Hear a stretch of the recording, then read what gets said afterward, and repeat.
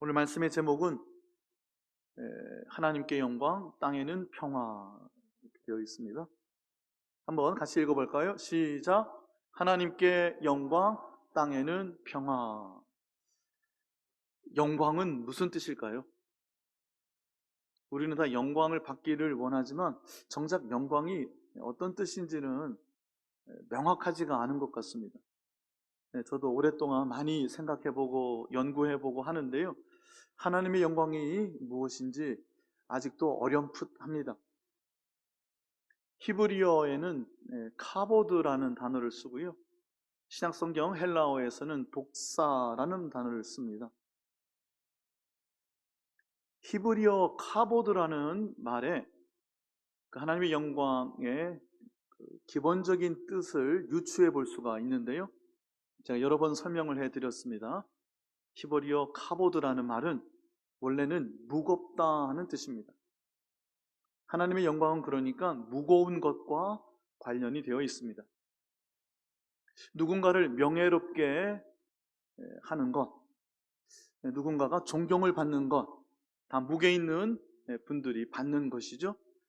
영광은 그러한 명예, 존경, 그런 것들이 기본적인 개념이 되는 것 같습니다. 하나님께 영광, 우리 인생의 목적은 오직 하나님께만 영광, 하나님의 영광을 위하여, 솔리 데오 글로리아. 바흐라는 위대한 음악가가 모든 작품에 오직 하나님께만 영광을 이라는 표어를 붙였습니다. 솔리 데오 글로리아. 오직 하나님께만 영광이 우리 인생의 목적인데요, 정작 그 하나님께 돌려야 하는 영광은 어떤 뜻인가? 우리가 더듬어서 짐작해 볼 것 같은데요, 하나님의 영광이 나타날 때 그 영광이 비춘다라는 표현을 씁니다. 하나님의 영광은 빛과 좀 관련이 되는 것 같습니다. 오늘 우리가 함께 읽은 누가복음 2장에 있는 말씀 중에 9절에 있는 말씀을 보면요, 주의 영광이 그들을 두루 비춤에 그랬습니다. 영광은 그 영광의 빛이 빛나는 것과 관련이 되는 것 같습니다.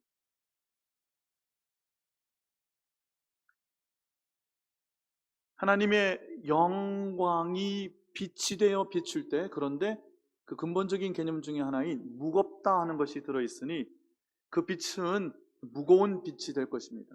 빛은 빛이 돼 위엄이 있는 빛이 될 것입니다. 여기까지 설명을 드려도 아직 여러분 잘 어렴풋하기만 하지 않으세요? 하나님의 영광이란 과연 어떤 뜻일까요? 우리는 늘 그 말씀을 사용하지만 명확하게는 그것이 무엇인지 잘 모르는 것이 대부분입니다. 오늘 본문에 그런데 그 하나님의 영광에 대하여 몇 가지 짐작을 더 해볼 수 있는 단서들이 있습니다. 하나님께 영광이라는 이 말씀 앞에 14절에 지극히 높은 곳에서는 이라는 단서가, 실마리가 하나 붙어 있습니다. 즉 하나님이 받으시는 영광은 지극히 높은 곳에서 받으시는 영광입니다. 저와 여러분은 지극히 높은 곳에 있을까요? 없을까요? 우리는 이 땅에 있죠. 그러므로 하나님께서 받으시는 이 영광은 우리가 속해 있지 않은 곳에서 일어나는 일인 것 같습니다. 지극히 높은 곳에서 일어나는 하나님께 빛나는 그 영광, 우리가 어떻게 알 수 있을까요?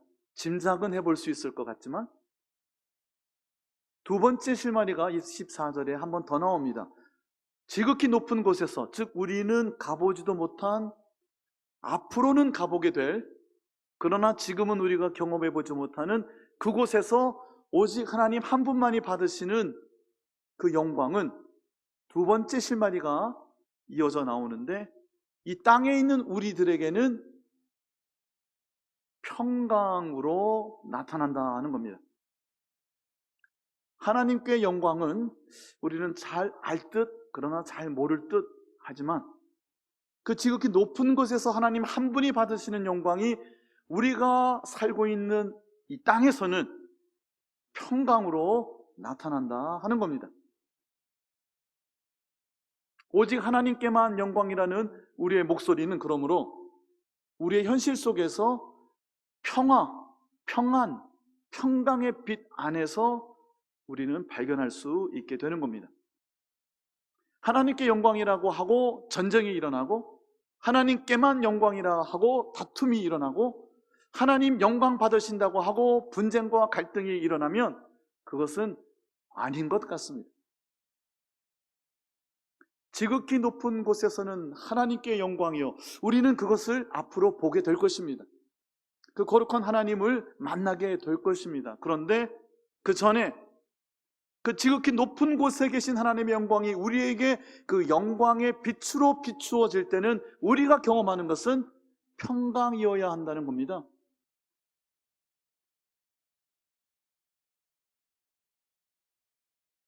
평강은 무엇일까요? 평강 또는 평화 또는 평안 다 같은 말이죠. 우리 교회 여성 중창단의 이름이 뭐죠? 에이렌의 평강이라는 헬라어입니다. 히브리어 구약 성경에서는 어떤 단어를 쓰죠? 샬롬이라고 쓰겠죠. 우리말로는 평화, 평강, 평안 이렇게 번역이 되고 있는데 다 같은 말입니다. 이 말씀은 기본적으로 어떤 뜻이 있을까요? 다툼, 갈등, 아픔과 상처, 그런 것이 그 단어 안에는 있지 않은 것이죠. 화목하게 됨, 화해하는 것, 하나가 되는 것, 용납하는 것, 용서받는 것, 용서하는 것, 사랑하는 것, 사랑받는 것이 그 평안, 평강, 평화 안에 들어있는 기본적인 모습일 것입니다. 원수되었던 것일지라도 화목하게 되는 것. 우리와 하나님이 원수되어 있었습니다. 우리는 본질상 진노의 자식이거늘 그랬어요. 죄의 값에 따라 죽을 수밖에 없는 사망 권세, 어둠의 권세 매여 사는 공중 권세 잡은 자의 손에 붙잡혀 있는 우리의 삶은 본질상 하나님과 원수된 삶이었습니다. 그런데 우리와 하나님이 화목하게 되었습니다. 우리와 하나님 사이에 놓여 있는 그 깊고 깊은 죄의 계곡이 예수 그리스도의 십자가라고 하는 다리를 통해서 극복이 된 것이죠. 하나님의 영광은 무엇인지 잘 모르겠어요. 그러나 우리가 그 영광을 경험할 수 있는 유일한 것은 그 영광이 실제로 나타난다면, 오직 하나님께서 영광을 받으신다면 그 하나님의 선택하신 백성들은 마땅히 평안을 누려야 한다는 것입니다. 거꾸로, 그러므로 우리가 평안하지 않다면, 우리가 화목하지 않다면, 우리가 용서하고 용서받지 못한다면, 우리가 평안 안에 거하지 못한다면 하나님은 영광을 받지 못하신다는 겁니다. 둘로 하나를 만드시고 중간에 막힌 담을 허시고, 여전히 중간에 막힌 담이 있습니다. 높다란 장벽이 있습니다. 서로가 서로를 용납하지 못합니다. 대적합니다. 갈등합니다. 미워합니다. 하나님 영광 받으실 수가 없는 것이겠죠.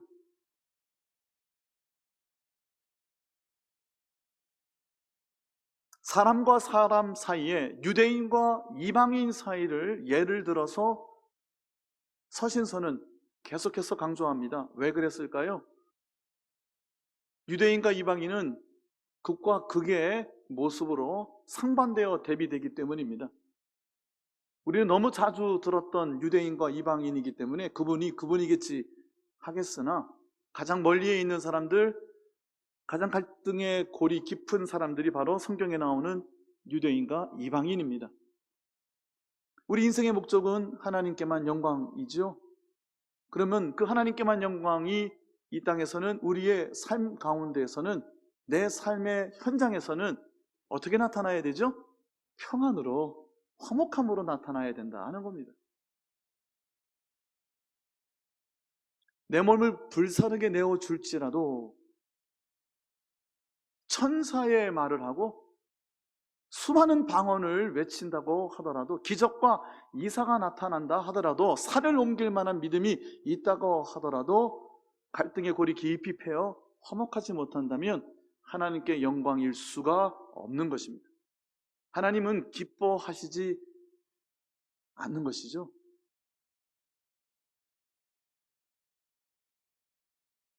예수님께서 성령을 약속하시는 본문에서 요한복음 14장 27절 말씀인데요, 평안을 너희에게 끼치노라 말씀하셨어요.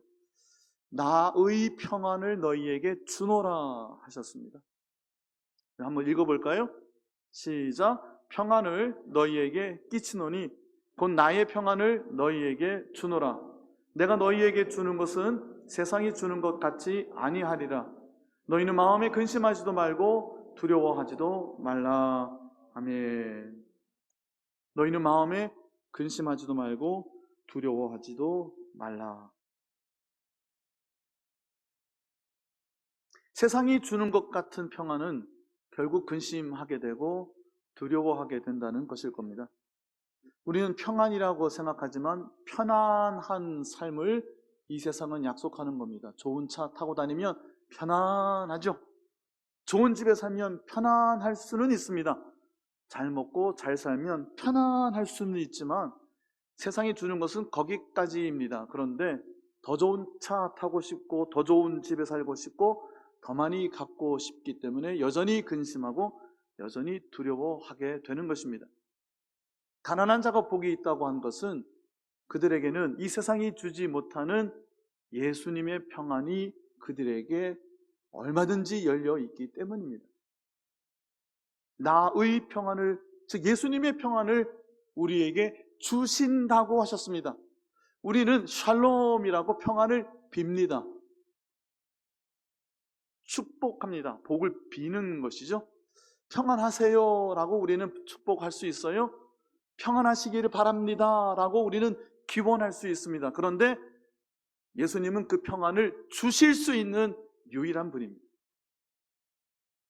대강절에는 나를 진짜 평안하게 하실 수 있는 예수님을 사모하고 기다리고 결국 그분을 만나는 절기입니다. 왜 촛불을 하나씩 불을 밝힐까요? 그 예수님이 내 안에 평안의 빛으로 가득 비춰주시고 어둠을 걷어내 주시고 두려움을 걷어내 주시고 근심을 걷어내 주시고 내 마음에 얼룩지고 상처난 것들을 싸매어 주시고 회복시켜 주시고 사랑으로 가득 채워 충만케 하시기 위하여 예수님은 오늘도 지금 이 순간에도 내 곁에 가까이 찾아오고 계십니다. 그 예수님을 그리워하고 그 예수님을 사랑하고 그 예수님을 정말 내가 원하고 또 바랄 때 그 예수님이 내 안에서 주시는 평안, 그 평안은 내 안에 넘어가지 못한, 씻어내지 못한 아픔을, 슬픔을, 상처를 눈 녹듯이 녹여주시고 그리스도 안에 새로운 것을 새롭게 바라볼 수 있는 이 세상은 줄 수 없는 놀라운 힘을 주시는 겁니다. 이 세상을 이기는 힘이 바로 그것입니다. 지난주 주일 오후 예배에 미가서의 베들레헴 에브라다야라는 말씀을 나누었습니다. 알려지지도 않은 조그만한 동네, 한미한 곳, 누추한 곳, 그곳에서도 아주 작은 한미한 집안 에브라 자손, 끊어질 듯 끊어지지 아니하는 오랜 기다림 속에서 예수님이 우리에게 오시는 그 과정을 우리가 지켜보았습니다. 그렇게 오시는 예수님을 그는 평강이 될 것이다, 예수님 자신이 평강이라고 미가서 5장은 예언하고 기다리고 있었습니다. 예수님 오시기 700년 전에 미가 선지자를 통하여 그 예수님을 그토록 기다리며 주신 말씀이었습니다. 그 미가서 5장 앞에 4장에 보면 지난주 오후에 나눈 말씀이죠. 4장 3절에 돌무더기가 되고 수풀로 우거져 완전히 멸망하게 될 예루살렘을 하나님은 아무런 조건도 없이 다시 회복시켜 주시는데, 그곳에 있게 될 새로운 하나님의 나라는 무기를 녹여서, 칼을 녹여서 농기구를 만드는 평강의 나라, 평화의 나라를 우리에게 약속해 주시는 겁니다.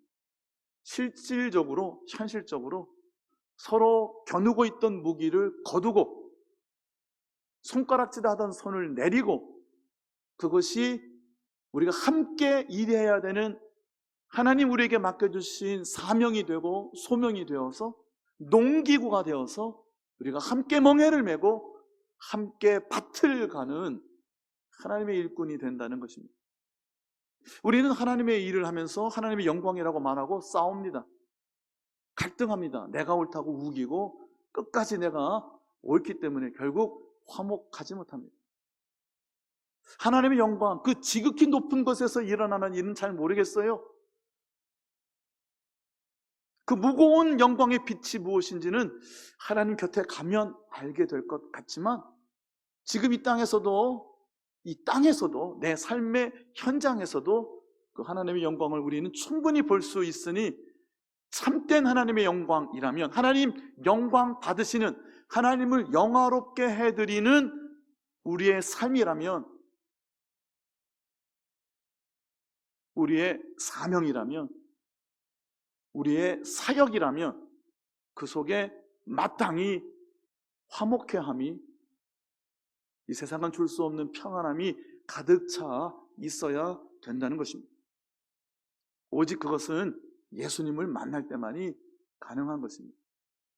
내 죄를 용서하시고 나와 하나님이 원수가 되었던 것을, 하나님의 거룩한, 하나님의 존귀한 아들이 내 대신 죽임을 당하심으로 내 죄를 씻어내시고, 하나님은 당신의 아들을 죽이시고 버리시고 외면하시면서 나를 살리시고 선택하시고 품에 안으시겠다고 하는 그 하나님을 만나 하나님과 화목하게 되는 것. 그리하여 이 땅에서 어떠한 간극이라도 좁히고 중간에 막힌 담이 허물어지고 우리가 유대인이 이방인이 서로가 하나가 되는 그 평안을 우리가 마음껏 누릴 때, 우리는 잘 알지 못하는 그 지극히 높은 곳에서 하나님은 영광을 받으신다는 겁니다.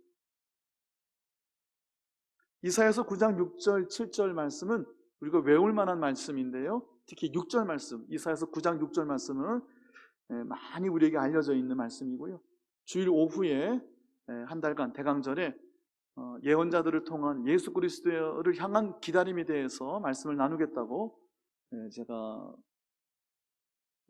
말씀을 드렸는데요, 이 이사야서 9장도 한번 보게 될 것입니다. 자, 9장 6절 우리 한번 같이 읽어볼까요? 시작. 이는 한 아기가 우리에게 낳고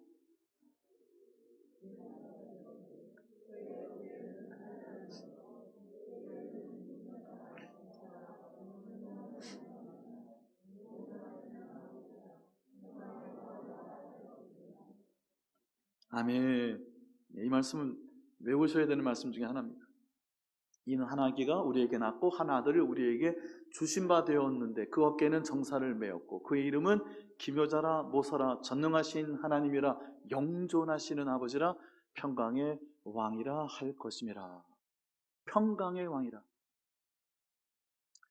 제가 나중에 주일 오후에 이 말씀 한번 나눌 때 더 말씀을 나누기로 하고요, 그 평강의 왕이다 하는 말씀이 7절로 이어지는데요, 7절을 보여주세요. 첫머리, 그 정사와 평강의 더함이 무궁하며. 우리말 성경이 참 어렵습니다. 어떤 뜻인지 아시겠어요? 잘 모르시면 현대인의 성경, 쉬운 성경, 공동 번역, 새 번역 이런 번역을 찾아보시면 쉽게 이렇게 풀어져 있기도 합니다. 그 정사와 평강의 더함이 무궁하며, 이 부분이 이렇게 풀어지는 겁니다. 자, 평강의 왕이신데요, 왕은 그 왕국을 다스리실 때 어떻게 다스리실 거냐는 거예요. 정사라는 건 왕권을 의미해요. 그 평강의 왕이 통치하시고 주권을 행사하시고 다스리시는데, 그의 왕권이 더욱 더한다 하는 것이 양쪽에 다 해당이 되는 겁니다. 평강의 왕 되시는 예수 그리스도의 다스림이 더 풍성하게 더 깊게 나타나면 나타날수록 그의 다스리심은 끝없는 평강으로 이어진다는 겁니다. 예수님의 다스리심은, 예수님의 다스리심이 더 확장되고 깊어질수록 예수님이 우리에게 주시는 평안이 더 깊어지고 더 넓어지고 더 풍성해진다는 말씀입니다. 그의 정사가 무궁해질수록, 예수 그리스도의 왕권이 무궁해질수록 그의 평강이 더욱 끝없이 무궁해진다는 말씀이에요.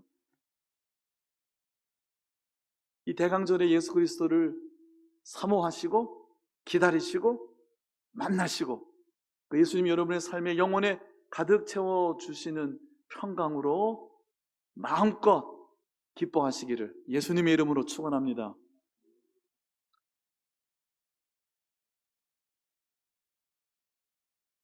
오늘 우리 본문으로 좀 돌아가 볼까요? 누가복음 2장 8절 말씀 보겠습니다.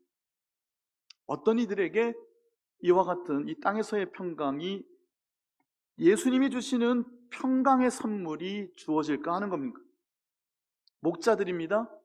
그들은 밤에 밖에서, 들에서 양떼를 지켰습니다. 어떤 이들이 이 평강의 선물을 얻을 수 있느냐 하는 거죠. 목자들은 당대에 배척받던 사람들, 천대받던 사람들, 가장 가난하고 연약한 사람, 미숙하고 전문적이지도 못하고 훌륭하지도 유명하지도 못한 사람들, 지극히 평범하고, 아니 평범하기보다는 더 힘들어하는 사람들이었습니다. 죄인들이었고 이방인일 수도 있습니다.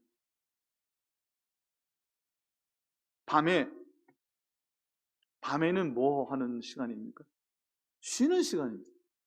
집에 있어야 되는 시간에 쉬지 못하고 집에 있지 못하고 밖에 나가 들여나가 일을 해야만 했던 고단한 삶을 살았던 이들이 목자들이었습니다. 이 큰 기쁨의 좋은 소식을 누가 제일 먼저 들었느냐? 예수님이 주시는 이 평안의 선물을 누가 받았느냐? 그 목자들이 받았습니다. 구절을 볼까요? 그들은 크게 무서워했습니다. 영적 거인들이 아니었어요. 성령 충만한 분들이 아니었고요, 성경 지식으로 온통 무장해 계신 분들도 아니었습니다. 율법사도 바리새인도 서기관도 제사장도 그 누구도 아니었습니다. 천사들 나타나면 벌벌벌벌 떠는, 무서워하는 지극히 평범한 저와 여러분 같은 사람, 그런 분들이었습니다. 천사들이 나타나는데 아유 반갑습니다, 오랜만입니다, 그런 분이 있을 수도 있겠죠. 그런 영적 거인이 아니었다는 겁니다. 이 평안의 선물을 받을 수 있는 사람은 아무런 자격도 조건도 없는 사람들이었다는 것을 분명히 본문은 우리에게 말씀해 줍니다. 10절 말씀 우리 같이 한번 읽어볼까요? 시작. 천사가 이르되 무서워하지 말라, 보라 내가 온 백성에게 미칠 큰 기쁨의 좋은 소식을 너희에게 전하노라. 그런데 이 지극히 평범한 저들에게 엄청난 사명이 주어집니다. 온 백성, 온 천하에 전해져야 하는 큰 기쁨의 이 좋은 소식이 왜 그들에게 전해졌을까요? 이거를 목자는 전해야 되는 겁니다. 엄청난 사명이 아닐 수가 없어요. 여러분이 지금 맡고 있는 사명보다, 사명 중에 이보다 더 큰 사명이 어디 있겠어요? 온 천하에, 온 열방과 민족에게 전파되어져야 하는 큰 기쁨의 그 좋은 소식을 이 목자들이 받았어요. 엄청난 책임이고 의무이고 어쩌면 특권인데요, 저들은 잘 전할 수가 있었을까요? 근데 왜 이들에게 이 엄청난 사명을 맡겨주셨을까요? 저들은 너무나도 가난했습니다. 가난했기 때문에 저들에게 있는 것은 기다림이었죠. 지난 주일 오전에 나눈 말씀이었습니다. 가난한 이들에게 있는 유일한 것은 기다림입니다. 기다리는 사람은 오직 이 세상이 주지 못하는 참 평안을, 참된 화해를, 용서를 주실 수 있는 한 분 예수 그리스도를 끝까지 간절하게 기다릴 수 있는 사람들, 그것밖에는 없는 이들이 가난한 이들이었습니다. 너무나도 저들의 삶은 고통스럽고 고단하고 힘들었기 때문에 저들은 그 큰 기쁨의 좋은 소식을 마음껏 누릴 수가 있었던 사람이었습니다. 저들에게 이 엄청난 책임이 주어진 것 같기는 하지만, 그러나 그 책임은요, 책임으로서가 아니라 자연스러운 저들의 삶에 나타나는 증거가 되는 것이었어요. 어떤 말씀인고 하니, 오늘 말씀 처음 시작할 때 14절을 말씀드렸는데요, 14절을 보겠습니다. 이 누가복음 2장 14절도 외우셔야 하는 요절 중에 하나입니다. 우리 한번 같이 읽어볼까요? 시작. 지극히 높은 곳에서는 하나님께 영광이요, 땅에서는 하나님이 기뻐하신 사람들 중에 평화로다 하니라. 이 목자들을 이렇게 묘사하고 있는 겁니다. 하나님이 기뻐하신 사람들. 하나님이 기뻐하셨다는 것을 영어 성경은 하나님이 총애하신 사람들, 하나님이 특별히 선택한 사람들이라고 그렇게 번역하기도 합니다. 여러분, 하나님의 관심은 이 세상이 구원을 얻는 것입니다. 이 세상이 멸망하지 않고 모두가 다 구원 얻기를 하나님은 원하시지만, 하나님의 관심은 좁혀집니다. 좁혀져요. 많이 좁혀집니다. 그 하나님의 관심은 이 세상에 구원이 있지만, 이 세상의 구원이 그런데 하나님의 특별한 관심으로 초점이 하나님이 기뻐하시는 사람들에게로 맺히는 것이죠. 엄청난 놀라운 일입니다. 하나님의 사랑은 모두를 구원하시고자 하는, 모두를 위하여 하나님의 독생자를 아낌없이 내어주시는, 우리는 측량할 수 없는 하나님의 사랑이지만, 그 사랑은 역시 좁혀집니다.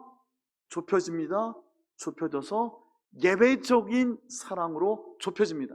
하나님의 관심은 특별한 관심이 되고, 하나님의 사랑은 예외적인 사랑이 되어버립니다. 누구 얘기일까요? 오늘 이 자리에 앉아 이 말씀을 듣고 계시는 바로 여러분의 이야기입니다. 이 세상 사람들 다 원하시지만, 이 시간 하나님 앞에 예배하고 하나님의 말씀을 사랑하여 그 말씀으로 우리의 삶이 회복되어지길 간절히 소망하며 이 자리에 나와 하나님을 찾고 촛불이 밝혀지며 내 안에 어둠이 걷히고 내게 찾아오시는 예수님을 간절히 만나기를 사모하는 바로 그들을, 바로 여러분을 하나님은 특별히 더 관심을 두시고 더 예배적으로 사랑하시는 겁니다. 그렇게 믿으십니까? 하나님의 관심은 특별한 관심, 하나님의 사랑은 예외적인 사랑으로 내 안에서 나타나고 있는 겁니다. 이것이 현실입니다. 바로 이 목자들이, 아무런 자격도 없었던 그들이, 지극히 평범한 그들이 하나님의 이 기뻐하신 사람들이 되었어요. 본문은 단 한 가지 조건도 왜 하나님의 기쁨을 받았는지 설명해 주고 있지 않습니다. 왜일까요? 아무런 자격이 없었기 때문입니다. 그저 하나님은 저들을 선택하신 겁니다. 무엇에 따라서? 하나님의 기쁘신 뜻에 따라서. 왜 여러분이죠? 왜 나인가요? 하나님의 특별한 관심이 내게, 하나님의 그 예배적인 사랑이 내게 도착한 겁니다. 왜 이 엄청난 사명을, 이 책임을 온 백성에게 전해야 되는 이 사명을 그 목자들에게, 능력 없어 보이는, 무능해 보이는 그들에게 전해 주셨을까요? 하나님의 선택이라는 겁니다. 내가 하나님의 그 예배적인 특별한 선택을 받았다는 분명한 믿음이 있을 때 우리는 내게 찾아오시는 예수님을 만날 수가 있습니다. 그 예수님을 만나야지만, 그 예수님이 내 안에 참된 평안을 허락해 주셔야지만 내가 그 용서함을 경험하고 그 화해와 화목하게 됨을, 화평케 됨을 예수 그리스도를 통하여 하나님을 깊이 다시 만나는 놀라운 영적인 특별한 예배적인 경험을 할 수 있을 때에만 나는 아무런 자격도 조건도 능력도 없지만 이 세상에 나가 그 큰 기쁨의 좋은 소식을 전하는 한 사람의 목자가 될 수가 있는 것입니다. 말씀 마무리하겠습니다. 예수님 말씀하시는 행복한 삶 중에 하나는 하나님의 아들이라 일컬음을 받는 이들을 어떻게 말씀하고 있죠? 화평케 하는 자는 복이 있나니 저들이 하나님의 자녀라 일컬음을 받을 것이요. 이 땅에 찾아오신 하나님의 아들이 바로 하나님과 원수가 된 이 세상을 하나님과 화목케 하신 분이셨습니다. 하나님의 아들 예수 그리스도가 화평케 하시는 분이셨고요. 그 예수 그리스도를 만난 이는 어느 곳에 있든지 화목하게 하느니, 화평케 하느니, 평안의 복음이 준비한 신을 신고 이 세상에 걸어 나가는 이들이 될 것입니다. 에베소서에 있는 전신갑주에 관한 말씀을 6장 15절 말씀 같이 한번 읽어볼까요? 함께 읽습니다. 평안의 복음이 준비한 것으로 신을 신고, 신을 신는다는 것은 세상에 나간다는 겁니다. 하나님께서 여러분을 부르셨어요. 부르실 뿐 아니라 보내십니다. 세상으로 보내십니다. 사명을 주시고 보내십니다. 여러분 다 사역을 맡으셨어요. 하나님께서 어떠한 것이라도 여러분의 분복에 따라서, 분깃에 따라서 몫을 주시고 세상에 보내십니다. 세상에 나갈 때 하나님 주신 하나님의 일을 들고 신을 싣고 나갈 때 그 신의 이름은 다름 아닌 평안입니다. 하나님 일하면서 싸우지 마세요. 하나님 일하면서 갈등하지 마십시오. 무엇을 이 땅에서 이루어낼지 모르지만 그것은 지극히 높은 그곳에 하나님께는 결코 영광이 되지 못하는 것입니다. 우리는 알지 못하는, 경험해보지 못한 그 무겁게 빛나는 하나님의 영광은 내 삶의 주변에 화목케 함과 화평케 함과 이 세상은 줄 수 없는 참된 평안으로 가득 찬 것이 되어야만 합니다. 지극히 높은 곳에서는 하나님께 영광이요, 땅에서는 하나님께서 기뻐하신 사람들 중에 평화로다. 찬송하겠습니다. 주신 말씀 기억하면서 우리 찬송가 412장입니다. 내 영혼의 극히 깊은 곳, 내 삶의 깊은 곳에서 이 평안에, 하나님께서 허락하시는 평안에 찬양이, 감사함이, 기쁨이 흘러나올 수 있기를 바랍니다.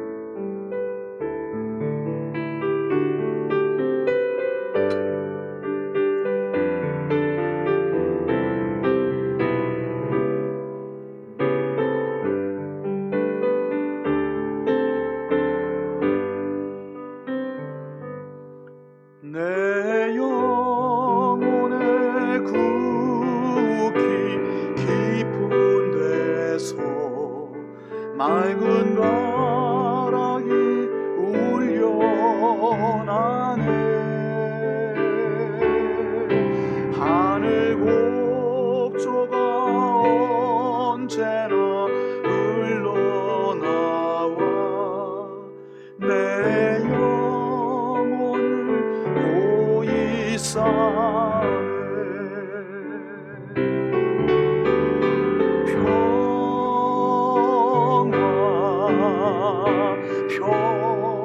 평화로다. 하늘 위에서 내려오네.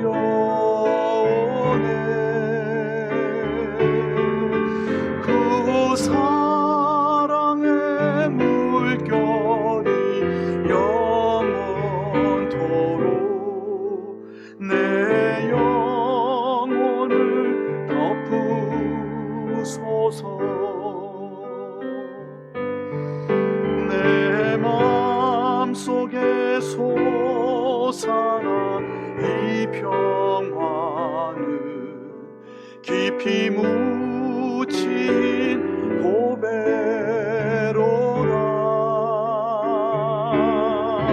나의 보화를 캐내어 가져갈 자 그 누구도 없으리라.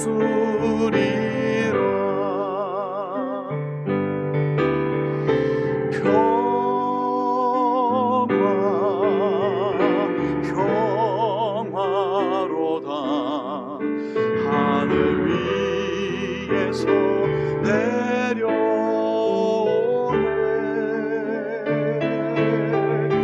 그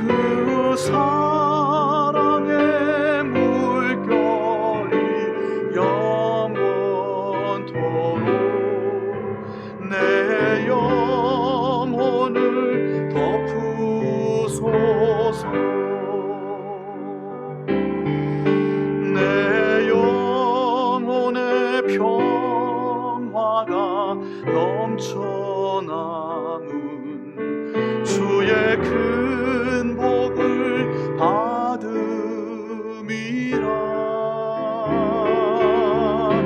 내가 주야로 주님과 함께 있어 내 영혼이 편히 쉬네.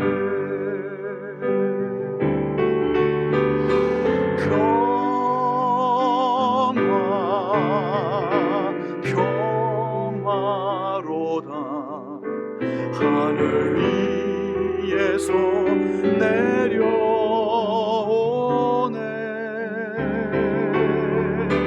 그 사랑의 물결 영원토록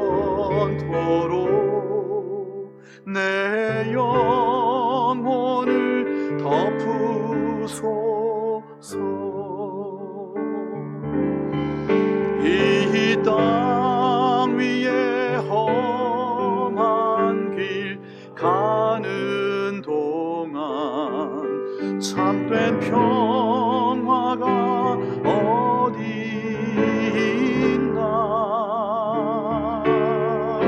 우리 모두 다 예수를 친구 삼아 참 평화를 누리겠네.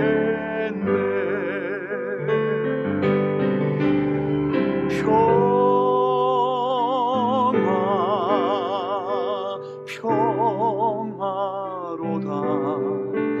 하늘 위에서 내려오네.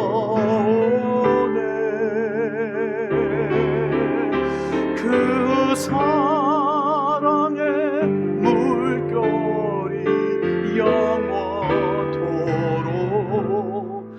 내 영혼을 덮으소. 평화로다.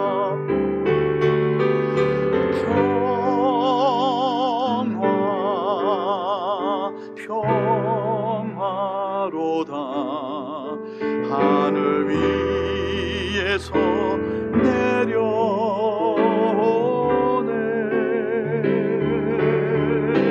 그 사랑의 물결이 영원토록 내 영혼을 덮으소서. 오 주님, 주님, 그 영원한 사랑으로 내 영혼을 덮어주셔서 그 놀라운 기쁨과 참되고 진실한 그 평화로 내 삶을 가득 충만히 채워 주옵소서. 화평케 하는 삶, 화목을 경험하는 삶, 화해하고 용서하고 사랑하는 삶, 사랑받고 위로하고 함께 세워가는 삶, 함께 이 땅을 같은 멍에를 메고 일구는 삶, 하나님께서 영광 받으시는 참된 평안의 삶을 살아가게 하여 주시옵소서. 예수님의 이름으로 기도하옵나이다. 아멘. 하늘에 계신 우리 아버지, 아버지의 이름을 거룩하게 하시며 아버지의 나라가 오게 하시며 아버지의 뜻이 하늘에서와 같이 땅에서도 이루어지게 하소서. 오늘 우리에게 일용할 양식을 주시고 우리가 우리에게 잘못한 사람을 용서하여 준 것 같이 우리 죄를 용서하여 주시고 우리를 시험에 빠지지 않게 하시고 악에서 구하소서. 나라와 권능과 영광이 영원히 아버지의 것입니다. 아멘.